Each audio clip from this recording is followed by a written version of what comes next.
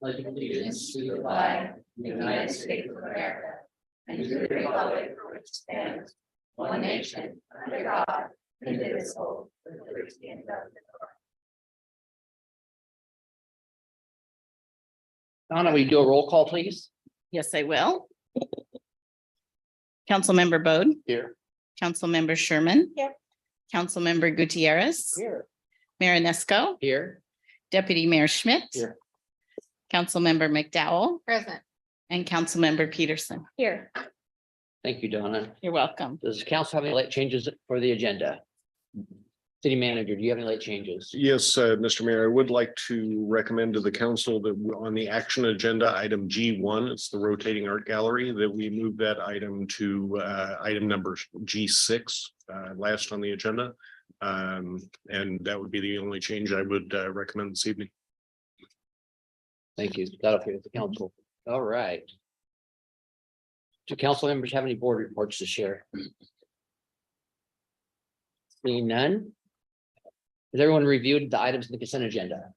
All right, is there a motion to approve the consent agenda as published? So moved. Second. All right, we have any discussion? I guess there's no discussion. We have a motion and a second to approve the consent agenda as published. All in favor, say aye. Opposed? Motion carries. We have two presentations this evening. Liz Arball is here to give us Mason County Historical Society Museum's third quarter report. Hello, first of all, I'd like to say I'd like to apologize for my schedule mix-up the last time, but I'm here now with the third quarter. There we go. So we had a pretty good third quarter. We had about 900 visitors to the museum. We had a little bump in July that was from the Chamber Expo. We had about 100 extra people come in that day, which was great. We had a total of 288 visitors who were from distances of greater than 50 miles. And of those, 102 were from either out of state or international. It's really fun. You know, we get people who are just curious about why Shelton is here. You know, it's like, it seems like it's out in the middle of nowhere. In fact, I had a visitor from Belgium and he was looking through one of our exhibits and he wanted to know what a steam donkey was. And I just never thought that would be part of my job description, just describing a steam donkey to someone from Antwerp. So our website has been updated. It's been about 6-8 months ago. But we're getting pretty good traffic with that. We have over 1,100 unique users for the third quarter, 1,600 in online sales, which includes memberships, local history books, and then also donations. But all of that was 137% higher than the previous quarter, which is great. We had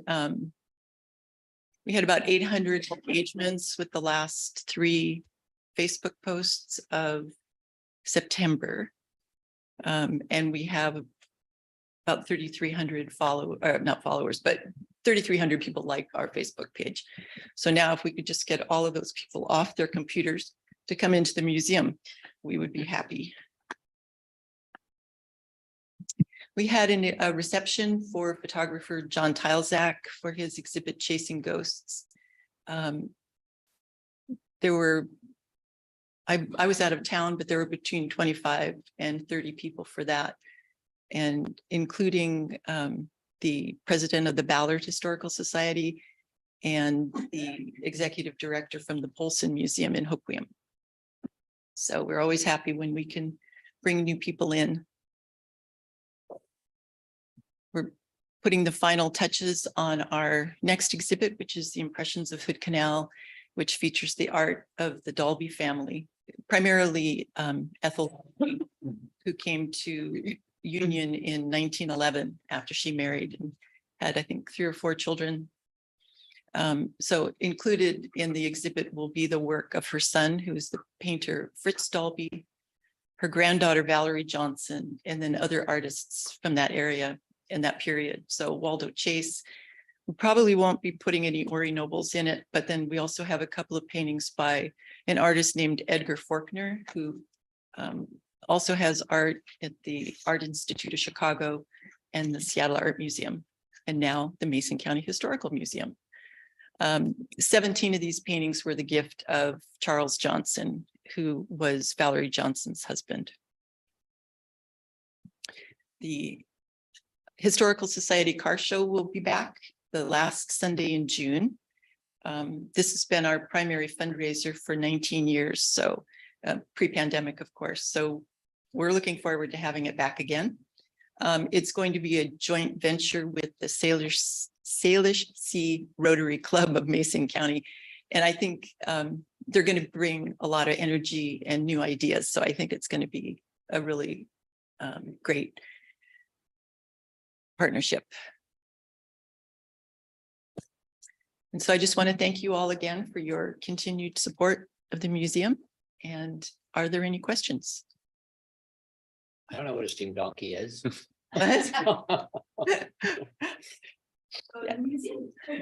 Yeah, he actually was not supposed to be in there, but you know, that's the way it goes. Any questions? Thank you very much. Okay, thank you. Right. Next, we have an LTAC report from Rachel Hansen. Good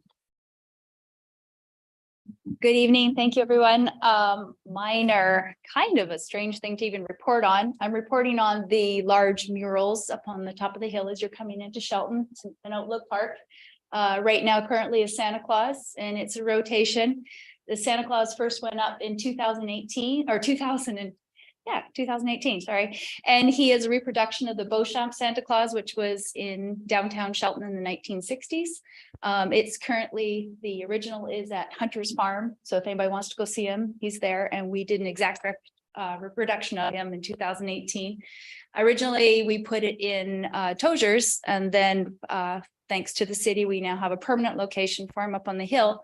And since we have an engineered location for large murals, and it looks kind of sad when there's nobody up there, we had suggestions to put a Paul Bunyan up. So we did a Paul Bunyan. And then during COVID, that was actually during COVID too, but then we thought Oysterfest needed something. And then this year we also have a giant double bass, which doesn't have any white males on it at all. It's just a large instrument. So they're all funded through private donations and with the support of the city on putting them up. And I hope everybody enjoys them. They're 32 feet tall. They are historical representations of whatever we could find that would represent these different events. So the Oysterfest man is part of the logo from the very beginning. And then obviously Paul Bunyan kind of goes without saying. And then the double bass is just because bluegrass, and he looks good there. And so thank you for your support. From a numbers side of things, in 2021, even though we were during COVID, we had quite a market increase in lodging tax revenues for the city. I think it was about 20%. And then this year already we're up 20%. So I think having the events, and I don't really think the murals bring people to town to stay, honestly, but by helping to market the events, we are bringing more people, and it is very gratifying when people actually take their time to get out of their car and get their picture taken with it, put it on Facebook and tag me. So that makes me feel happy. So thank you, everybody, for your support. And I appreciate the fact that we get to put some art up. Thanks. Right. Questions or comments? Thank you. Thank you. Oh, and a Joel. steam donkey is for pulling the logs out of the wood. Oh, okay. Yeah, replace the oxen. All right, we are now at our general public comment. At this time, members of the public are invited to make public comment on any topic that's not listed on the agenda. Donna, do we have anyone interested in public comment tonight? We do, Mr. Mayor. First is Dean Jewett. Good evening. Appreciate being able to be here. I'm kind of going to do a shotgun approach and have a lot of topics to cover in a short amount of time. First, so apparently there's going to be a parade about not being a number. I'm not sure if you guys are aware of this or not. It's going to be right through town, right in the middle of, rush hour. I understand that, permits are given, so they're given. The question I have is this group, Crossroads Housing, Community Lifeline, has come to you for funding. Okay. You guys are all aware of the hearing examiner and the decision that they had back in June or July, June 13th. Terrace McCarthy said that the Shelton-based nonprofit can apply again for an addendum to the conditional use permit once they reduce their negative impact on their neighbors and the surrounding area. Increasing the beds from 35 to 50 would be like adding gasoline to a fire. So this is an individual that was hired by the city to take a look at facts and make a determination based on those facts. So I'm not sure what they're requesting the funding for until that negative impact can be either mitigated or possibly moved out of the downtown area. You also heard from the health department on that 3 to 4 to 5 block radius that's affected by that. Right now, as we speak, there's 2 camps in Brewer Park and there's 2 camps in the Post Office Park. One camp at Post Office Park has been there for 5 days. I've called it in and reported on the app numerous times. So I do want to thank Sergeant Lawson for probably doing some follow-up with Chief Beeson on an email that I had sent and explained some what they call stale misdemeanors when we're talking about trespassing. So I appreciate that. I do have a request for you guys that maybe you could put a request out to the chief on getting some information to the business owners and the business people in the downtown sector to what can we do? What options do we have to mitigate that negative impact? Okay. It's not just one group that should have all the focus. We need some focus on what we need to do for some positive steps as well. I have to trespass or move along a dozen people from my property on a weekly basis. And the majority of those people that I talk to are not from Shelton. Okay. That's a fact. They're clearing stuff in Olympia and they're coming here. We have an influx of RVs, which you guys already understand and you already know that. When these campers come in, if they set up in one place, then they're moved to another place. Okay. That doesn't matter. They're still in our community and they need to be dealt with. Thank you. Thank you, Dean. Anyone else have a public comment? Yes, Mr. Mayor, we have Athena Ayers.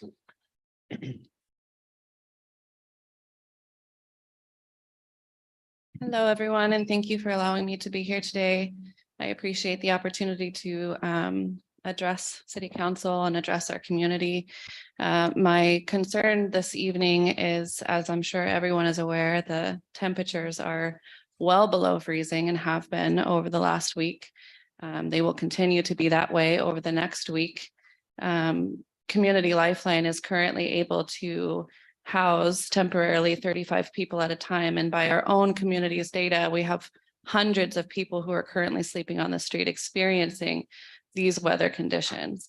And so I come to you asking that we can hopefully collaborate together to come up with some kind of an emergency response plan for when temperatures get this way on an ongoing basis, not just, last year we had temperatures that were 9 degrees and feet of snow, and we worked really well, the city with Community Lifeline and Crazy Love Ministries, to address that in the moment. But it would just be, I think, more successful if we could have something put together ahead of time so that when these things happen, we can respond to them in an organized way and more of an efficient way. I know we're having to turn people away every evening, and it's absolutely devastating to do.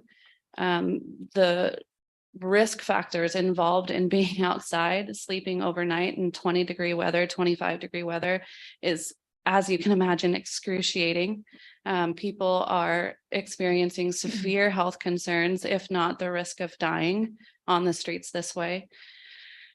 And so I just really hope that as we move together and we're working to address this issue, we can plan for those types of things. Thank you.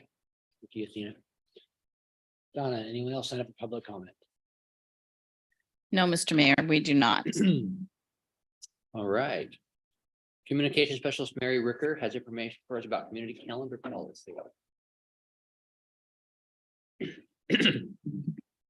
Okay, good evening, Mayor, Deputy Mayor, and council members. I'm Communications Specialist Mary Ricker, and I'm here this evening to discuss a potential new community calendar policy. We've identified a need for a community events calendar for residents, visitors, and businesses to be able to access curated community event information in one place. We regularly receive phone calls from individuals looking for all kinds of event information, and we field requests from event organizers for assistance with informing the public about what is going on around town.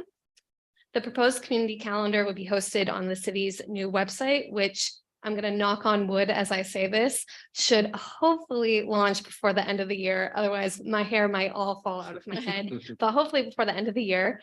The proposed policy in your packets is more specific information about how the submission process would work and the different proposed criteria for event submissions. And just similar community calendars are used in municipalities, including Paulsbo, Everett, Linwood, Arlington, Auburn, and Bonnie Lake. So this has been a successful thing to have in a lot of different municipalities. And with that, I'm happy to answer any questions.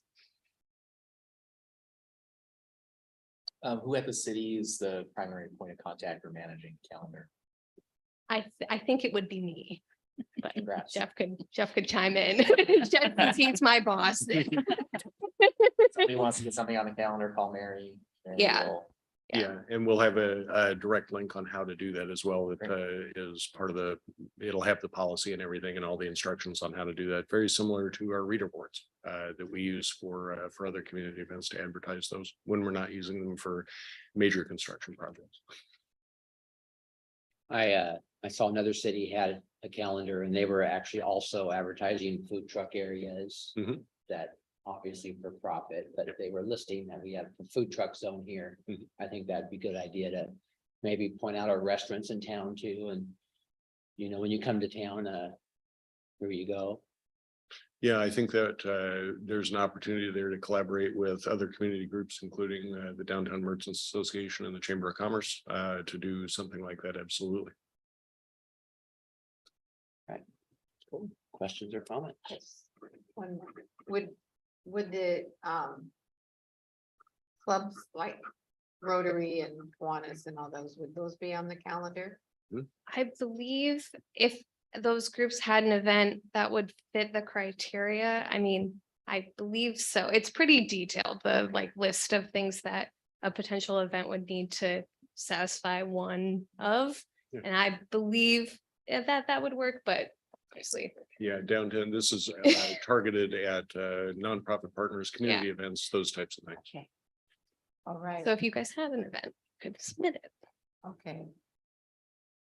Right, I kind of went out of script here, so, but do we have any public comment, Donna? No, we don't, Mr. Mayor. All right, do we have a motion?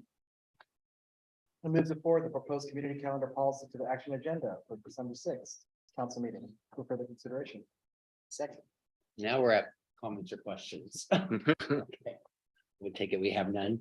We have a motion and a second to forward the proposed community calendar policy to the action agenda for December 6th council meeting for further consideration. All in favor, say aye. Aye. Opposed, motion carries. All right, we're recessing from a regular meeting to open a public hearing.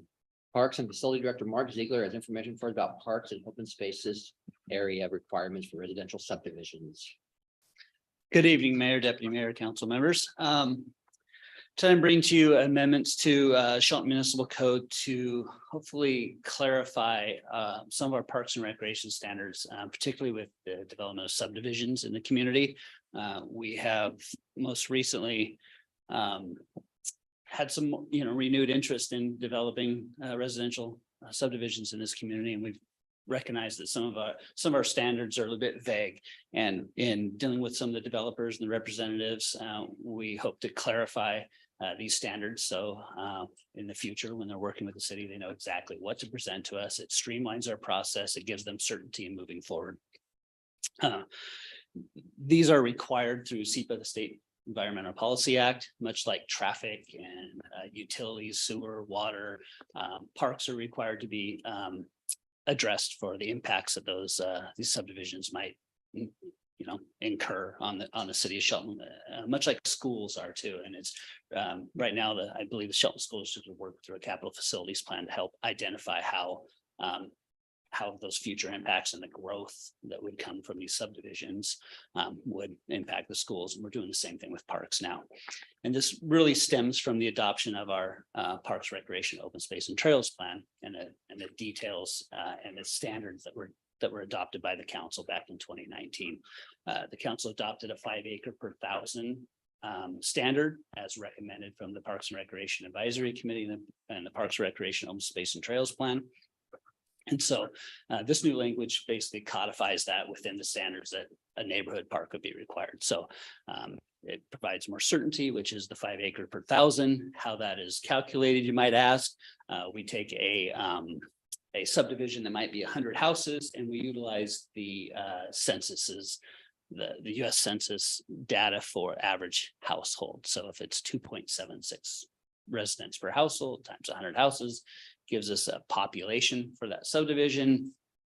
Do a quick math, 5 acres per thousand will determine how many acres are required for that subdivision, and then what kind of amenities are required. Typically, our neighborhood parks are a tot lot or playground structure, some type of sport court, grass play field area, some picnic facilities that is scaled to that subdivision or to that area that it would serve. It's not a community facility like Neelan Park is that serves the greater community. If the subdivision is required to have acreage over 2 acres, then within the standard, they are allowed to create passive recreation areas. So that might be less formal facilities, trails, benches, connecting points, more open space areas and things like that within the subdivision itself. We believe this provides, again, greater certainty for our development community moving forward, as well as staff in working with that development community. This is the first briefing you've had on this. We are currently under review with the Washington State Department of Commerce, which is required for amendments to our municipal code. And so most likely we won't have comments back from them until sometime in December. So staff would be bringing this back to you in January with your approval tonight to move forward to the consent agenda at that time. One other thing, this is kind of a follow-up from the study session from January 26th. If you remember the discussion there about community's needs per our Parks, Recreation, Open Space and Trails plan. And this specifically addresses neighborhood parks as it relates to future development, future residential population growth within the city. These standards don't address some of the community facilities that are listed within our capital facilities plan in our Parks, Recreation, Open Space and Trails plan, like Eagle Point Trail, the redevelopment of a skate park, replacement of the skate park, the Simpson Railroad Trail development in the future. So those are going to be projects that future resources will be needed to be addressed and address those projects and as we move forward in the coming years. So if you have any questions, I'm available at any time. Does anyone sign up for public comment, Don? No, we don't, Mr. Mayor. May we have a reading of ordinance number 1994-0922? Ordinance number 1994-0922. An ordinance of the city of Shelton, Washington, amending sections 19.16.040 and 19.27.010 of the Shelton Municipal Code relating to park and open space area requirements for residential subdivisions. Donna, do we have a motion? Move that we forward ordinance number 1994-0922 to the December 6th action agenda for further consideration. May I offer my point of information? If we won't have comments back from Department of Commerce by then, do we need to push that back to January date certain? So I move for an amendment that the date for consideration be January 3rd. based on that information. Is that an amendment acceptable? We need a second. Second. All right. Okay. So now comments or questions? I have one comment. And it's always probably getting tired of the same comment all the time, Mark, but I think Shelton is doing an awesome job on our having parks and trails and open spaces for people to enjoy. So thank you very much. So we need to vote on the amendment first.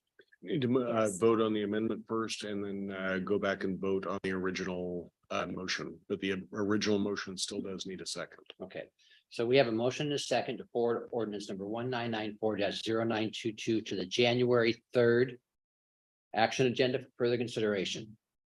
Second. Mhm. Okay. So, yeah, Councilmember Sherman seconded Deidre's amendment. So vote on that now. All right, so Sorry, Councilmember. all in Peters. favor? say aye. Aye. Opposed? That motion amendment carries. Yes. Now Yeah. back to the main motion. So we have a motion and a second to forward ordinance number 1994-0922 to December 6th action agenda for the consideration. All in favor? Oh, I'm sorry. I was waiting for the motion. All in favor? Say aye. Aye. Opposed? Motion carries. See, you guys throw me off track. The public hearing is closed for another public hearing. Community Economic Development Director Jay Hill, of information about updating our municipal code. Thank you, Mayor and Council. Before you is a proposed ordinance which seeks to amend Title 8 of the Municipal Code, which is related to public nuisances. This nuisance would, or sorry, this ordinance would make listed nuisances punishable by a civil infraction instead of a misdemeanor. Our code enforcement officers are not able to issue misdemeanors, and in order to do that, it's required that they would, work with the police department and the prosecutor to do so. And so by making some of our nuisances, the ones specifically listed within this section of Title 8 as infractions instead of misdemeanors, our code enforcement officers are able to issue and more proactively prosecute for those kinds of items. Fireworks, illegal camping, and other offenses remain misdemeanors elsewhere in Title 8, so those are not being changed. Those will continue to stay misdemeanors. And those can be handled by the police department. There's some other cleanup that happened while we were poking around under the hood on Title 8. There was a provision for a health officer, which dates back to 1921, which we don't have a health officer. And there's a whole bunch of RCW and WAC restrictions on what a health officer is, and they have to be a licensed doctor and all kinds of stuff. So we were like, well, let's yank that out. And also there was duplicate entries for dead animals as an offense, like you could be cited under two different sections. So we just streamlined that into one. And then we specifically assigned the code enforcement duties to the Community and Economic Development Department. As you, I hope remember, that position or that function, there's two positions. That function was just moved from the police department back to Community and Economic Development. We're beginning to start our more proactive kind of enforcement program, and this is part of that, and being able to hold people accountable for it and being able to accelerate the infractions through. You will note that in the ordinance, there's a first offense infraction, a second offense infraction, and then a misdemeanor if somebody still has not complied. We didn't want to go straight to misdemeanor, but we still needed, I think, some sort of weightier penalty for people who didn't want to comply. And that concludes my comments. I'm happy to answer any questions. All right. Donna, has anyone signed up for public comment? No, Mr. Mayor. All right, and we have a reading of ordinance number 1995-0122. Ordinance number 1995-1022, an ordinance of the city of Shelton, Washington, amending Title 8 of the Shelton Municipal Code related to public nuisances. All right, do we have a motion? I move to forward ordinance number 1995-1022 to the December 6th action agenda for further consideration. All right, comments or questions? Second. Oh, second. Comments or I questions? have a question. So fireworks. That's a nuisance. You said you come to them and give them a warning, I guess is what it is.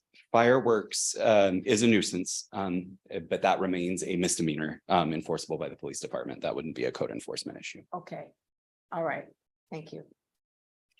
So we talked about fireworks and camping also remaining as a misdemeanor, but I see that item 16 has camping or encampments. Can you draw the distinction there between the public nuisance and the misdemeanor? Correct. Thank you for asking. Actually, I could have talked about this. So the encampment itself, it further describes it as the junk and waste and whatnot that's left there. That the leaving of the kind of the litter kind of parts of that go along with some of these encampments would still be an infraction.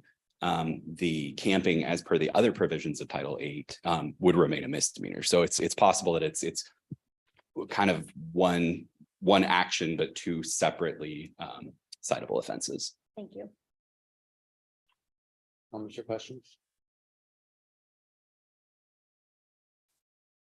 We have a motion and a second to forward ordinance number 1995-0122 to the December 6th to 10 what? Did I say that? Oh, ordinance number, we have a motion and a second to forward ordinance number 1995-1022 to the December 6th, 2022 action agenda for further consideration. All in favor, say aye. Aye. Opposed? I don't know why I'm missing a number today. Thank you very much. Thank you. Police Chief Carol Beeson has information for us about jail contract for the Squally Tribe. Good evening, Mayor, Deputy Mayor, and members of council. I'm very excited to be here tonight to talk about this contract I've been working on with the Nisqually Corrections Facility. As you all know, we currently have a contract with Mason County Sheriff's Office where the city pays for 7 guaranteed beds. These beds are broken up into 2 categories. The first 5 are for inmates that have committed only municipal code violations. The other 2 are called any beds. And in theory, we could put anybody that we arrest in those 2 beds. In the time that I've been here, we've been presented with a great deal of challenge when it comes to utilizing the beds that we pay for. Some of it is related to staffing issues with the jail. Some of it has to do with some confines of the facility itself, among other things. But we find it hard to actually get folks booked into jail on a regular basis, and many times those beds remain empty. In an effort to try to keep this community safer and hold some of our offenders more accountable for their actions, we started looking to see if we could come up with another way that we could put people in jail when they have multiple offenses, or if there's a need for public safety to put them in jail. So I've been working with Nisqually on what they call a per diem contract. What makes it different than the one we have with Mason County is that we would not have any guaranteed beds. We would pay per inmate when we take them there, and we would pay every day as long as they were in their custody. So it would alleviate a set price for the beds that we pay in Mason County.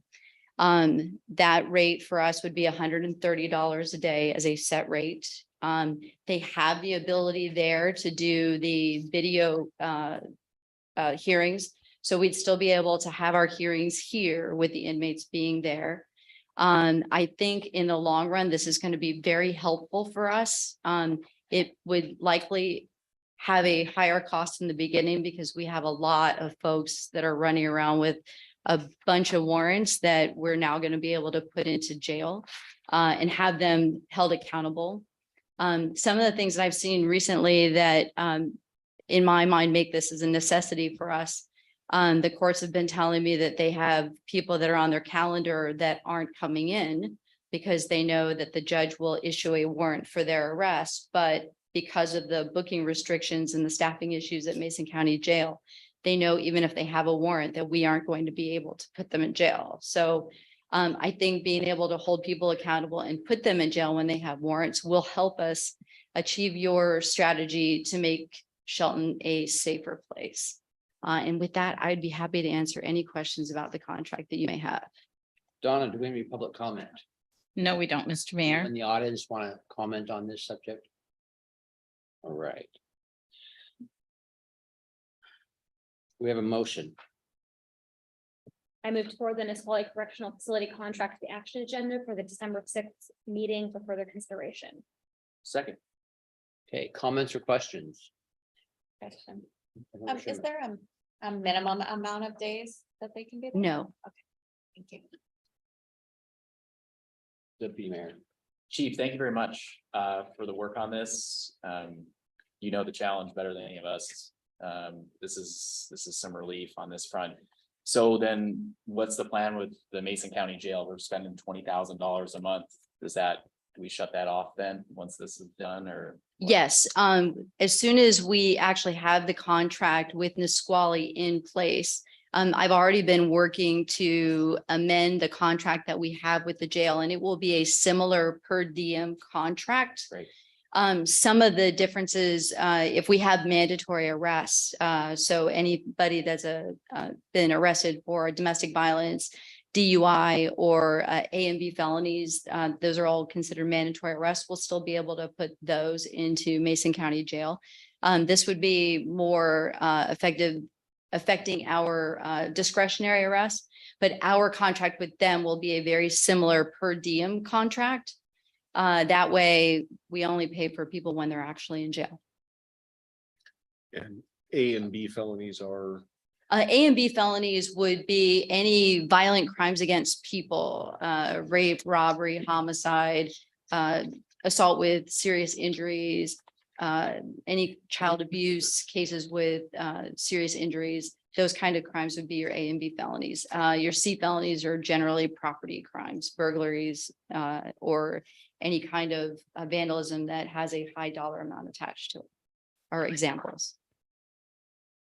Thank you for working on this. How many months have you been working on this contract? Oh my gosh, probably about 6 months in total, trying to get all the language done and going back and forth between the legal on our side, legal on their side. I'm just really happy that we're getting to a point where both sides are ready to sign. I know that sounds like a long time, but that's actually record time to get something through. So good job. Thank you. Thank you for all the hard work, so we can actually start holding some people accountable. Any other questions or comments? This isn't stopping looking for other solutions, though, is it? Not at all. Matter of fact, we see this more as a short-term, hold people accountable. To be perfectly honest with you, what we need for a long-term solution is a new jail facility here where we can accommodate more people. Jail isn't the answer to solving all of our problems, but we certainly need more incentive for people to change their behavior.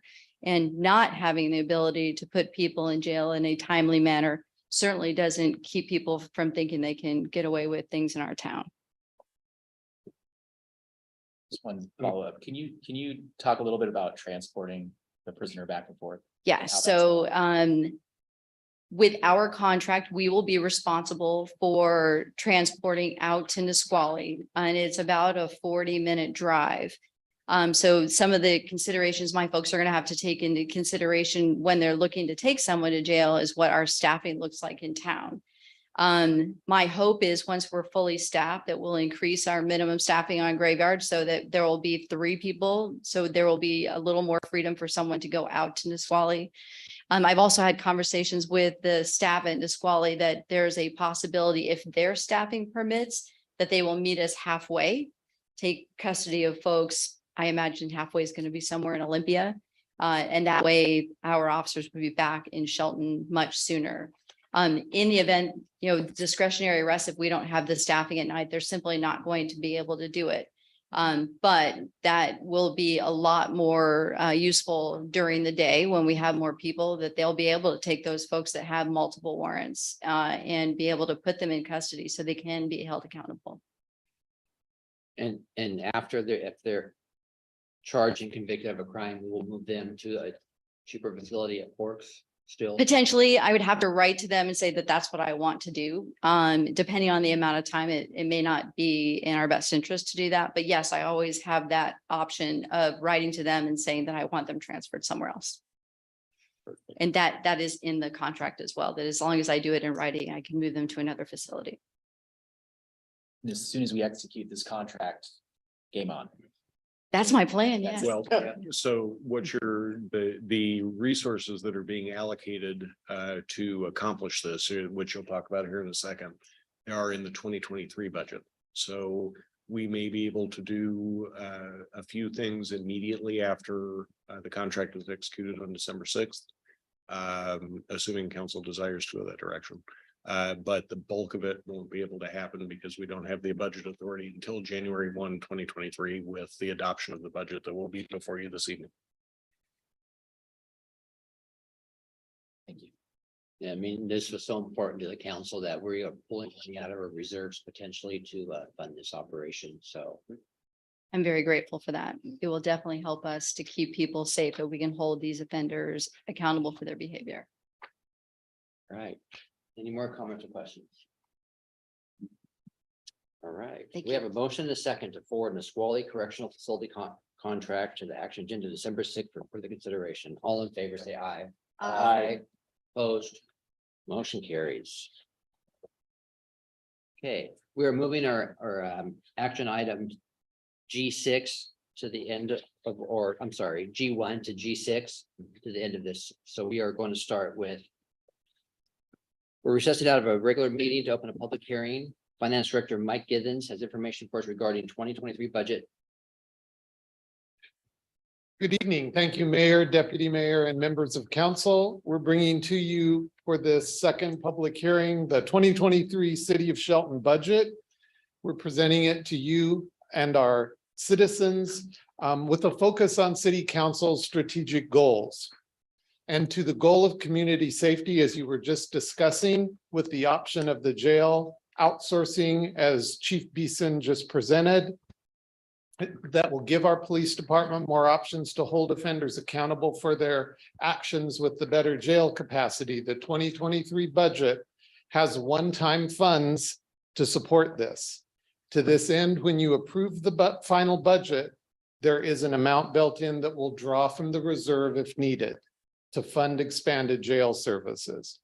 We don't know to what extent we might need to utilize this capacity, but knowing that community safety is a council goal and priority, and that we will better serve our overall community, we've built it into the 2023 budget.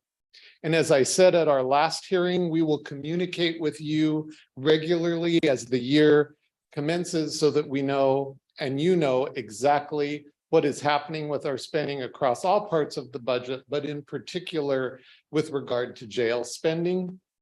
We realize this 1 year of budget support is not a long-term solution to the city's ability to fund jail services, but it is a step that city leadership feels needs to be taken.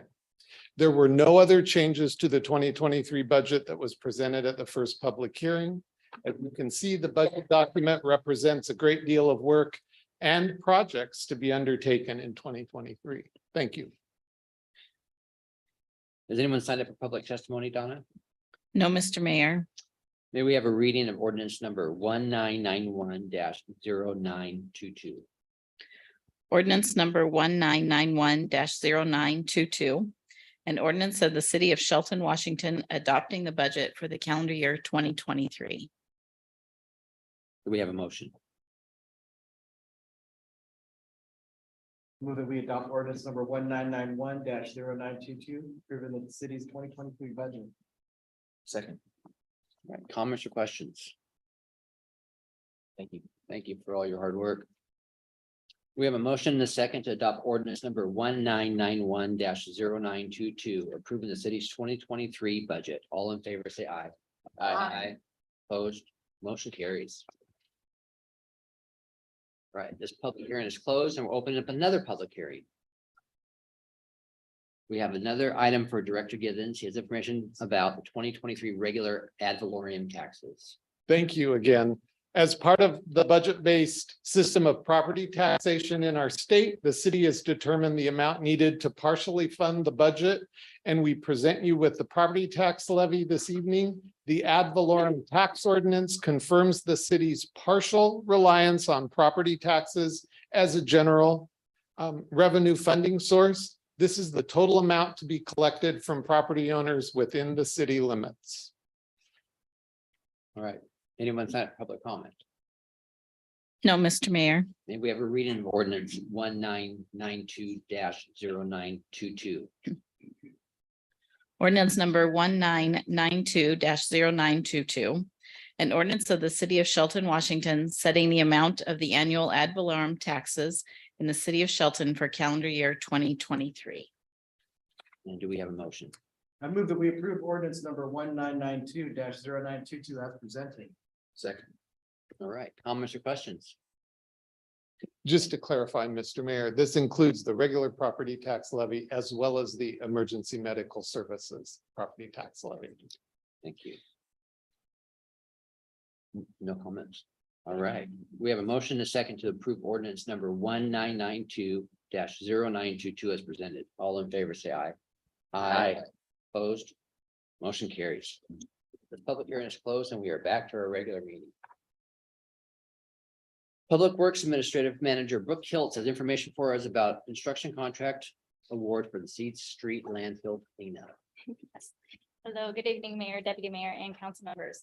At the last meeting on the business agenda, I had some preliminary information that I provided to you regarding the bid opening. It wasn't in your packet at the time, but I've since updated packet information with the information with award or the recommendation of award for Brumfield Construction.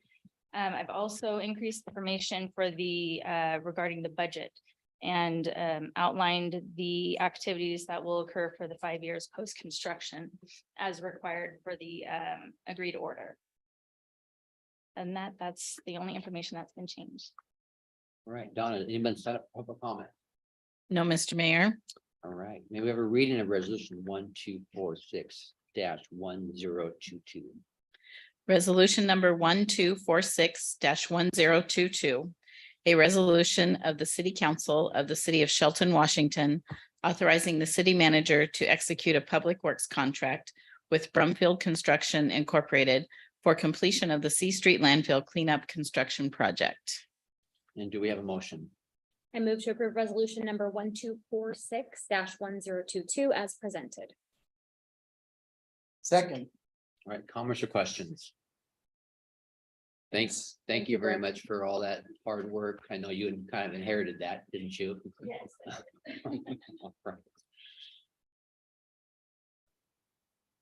We have a motion and a second to approve resolution 1246-1022 as presented.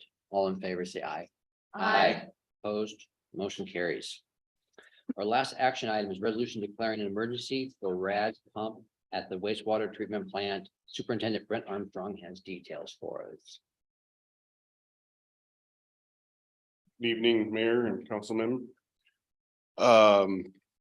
This is a emergency purchase of a RAS pump at the main wastewater treatment plant. We are heading in to the rainy season.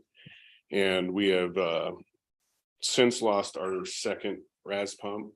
We've gone out to bid, but there was a 70-day lead time on the pump. Right as soon as that closed, our second pump failed. And going into the rainy season, we don't need to try and limp through with the possibility of a violation. So we have found a same spec pump that we can get in 3 weeks. We ordered it on the 3rd. And it is scheduled to be here the 24th. We need to have it deemed an emergency, so because we can waive the purchasing guidelines. All right, Donna, anyone send up public comment? No, we don't. Maybe we're reading a resolution 1248-1122. Resolution number 1248-1122. A resolution of the City of Shelton, Washington, declaring an emergency related to the failure of return activated sludge RAS pumps at the main wastewater treatment plant and waiving formal competitive bidding. Thank you, Donna. Do we have a motion? I move to adopt resolution number 1122 as presented. Comments or questions? What is a RAS pump? It is a return activated sludge pump that actually returns the sludge that settles in our clarifiers back up to the beginning of the plant. Is this something that we should have one on the shelf at all times? That is our goal to work into the budget, Right. and we're gonna try and get an on shelf, because they're redundant right now. So usually you're good, both of them have failed. So we're gonna look to have, right now we have a portable setup, but it has to be staffed 24 hours of the day, and we're working towards getting the shelving, not just with this pump, with multiple other pumps also. Yeah, UV lights and everything. Oh, yeah, those are redundant. Yeah. All right. We have anybody else have any questions? Sorry. We have a motion and a second to adopt resolution 1248-1122 as presented. All in favor, say aye. Aye. Opposed, motion carries. Now we are doing G1, it's now G6. Mark Ziegler has details for us about the Civic Center rotating art gallery. Yes, thank you, Mayor. Again, council members, I'm pleased to bring you recommendations from the Shelton Arts Commission's jury review process for the Civic Center rotating art gallery. On October 28th, the Arts Commission advertised for submittals to the rotating art gallery. We had 5 artists submit. And tonight I am bringing you the recommendation of 3 different artists with 12 total pieces that would be installed with your approval on November 29th, 2022, and they would be in place through February 28th, 2023. All right, is there any public comment, Donna? No, we don't, Mr. Mayor. And do we have a motion? I move to approve the Shelton Arts Commission's recommendation for placement in the Civic Center rotating art gallery. Second. Comments or questions? Thank you, Mark. We have a motion and second to approve the Shelton Arts Commission recommendations for placement of the Civic Center rotating art gallery. All in favor, say aye. Aye. Opposed, motion carries. All right, Jeff, it's your turn. City manager report. Thank you very much, Mr. Mayor. I wanted to mention a couple things for this evening. First, we are doing our winter road prep. I'm sure everybody that's woken up in the last week or so has realized that it's below freezing. I know I have, so we want to get that done before the precipitation starts to fall. And just wanted to let you know that we're working on that and making sure that's done. Next thing I wanted to mention, we have a bunch of events coming up, as I'm sure you know. The Christmas lights went up over the last couple of days. They were doing it this morning when I was on my way in, and they were lit up tonight when I was on my way back. So it looks really good. It looks great as a celebration of the holidays for our community. Toys for Tots will take place, actually Shop with a Cop is first. It will take place on December 3rd at 9 a.m. And I wanted to let you know about that. And then the Toys for Tots drive, our own Shelton Police Department will be competing with Mason County Sheriff's Office to see how many toys we can gather for the community. And I know our police chief has bought a plug-in pump for her car, and she's got all kinds of decorations that she's going to try to attract all the folks to come drop things off in our basket. So that's a good thing. That'll be fun. Last thing I wanted to mention was several of our team members across various departments participated in the Shelton High School Career Fair.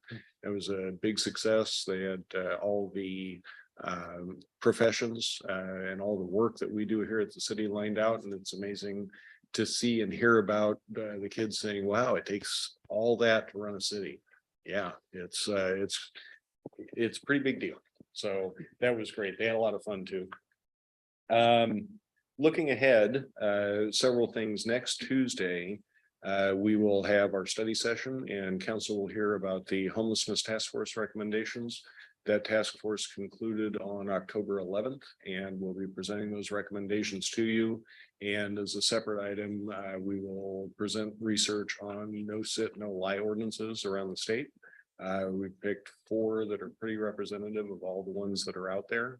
And we'll go over kind of the elements of each one of those items and have a council discussion on that. November is a month with 5 Tuesdays. So we all have Tuesday, the 29th off, and I'm sure you're all very excited about that. So that's a good thing. And I hope you all enjoy the Thanksgiving. Happy smile. Yeah. So I hope you all enjoy the Thanksgiving holiday, and then we'll be back on the 6th to talk about several of the things you talked about tonight, along with a lot more. So I'm happy to answer any questions if you have any. Questions for city manager? All right, council have any new items for discussion? I just wanted to mention that we had talked about porta potties, maybe downtown, maybe to prevent some of the using the streets for the bathrooms, and I called about 3 companies today, and I got a no, and yeah, we'll do it. $100 for a porta potty, $25 for insurance. That's weekly cleaning. Send that information to me. And then I said, well, what if we wanted to clean twice a week? They Mhm. said it would be another $25. So that'd be about $150, and that includes insurance because they want to, when it gets destroyed, they want to replace them. Sure. So I will tell you who that was later. All right. Any other new items for discussion? All right, this meeting is adjourned at